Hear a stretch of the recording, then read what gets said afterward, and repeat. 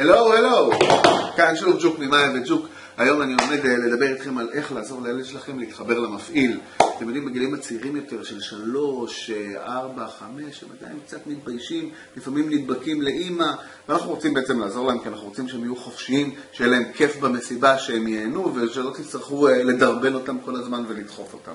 אז יש כמה דברים מאוד פשוטים שאפשר לעשות.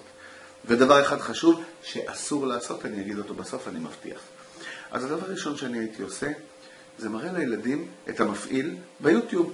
להראות לו מה הוא עושה, איזה הפעלות הוא עושה, אם יש לו סרטונים, אם יש לו מערכונים, אם יש לו פעילויות עם ילדים. פשוט להראות לו אותו כדי שהוא ידע מה הולך להיות פחות או יותר. ככל שהוא יודע יותר, זה נותן לו יותר ביטחון. אחלה. הדבר השני שאני הייתי עושה, זה יומיים לפני יום ההולדת, פשוט מרים טלפון למפעיל, ונותן לו לדבר עם הילד שלנו.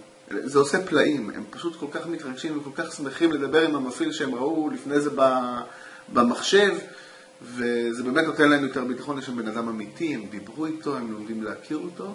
הדבר השלישי זה לבקש ולדאוג שהמפעיל יגיע מספיק זמן לפני האירוע.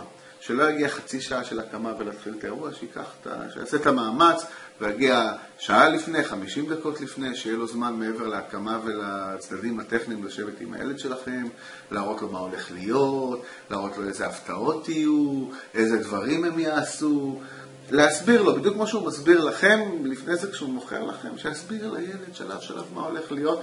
שוב פעם, העיקרון הוא פשוט, ככל שהוא ידע יותר, הוא ירגיש יותר בטוח. ועכשיו, מה בשום אופן לא לעשות?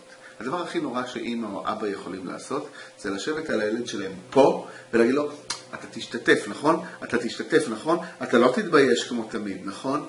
אתה לא תעשה בושות. אני השקעתי הרבה כסף ביום ההולדת הזו, אוקיי? פשוט לא להלחיץ אותו. תשחררו, זה היום שלו, הוא צריך ליהנות, הוא צריך שיהיה לו כיף. פשוט leave him לנפשו. אז שיהיה לכם אירוע מוצלח.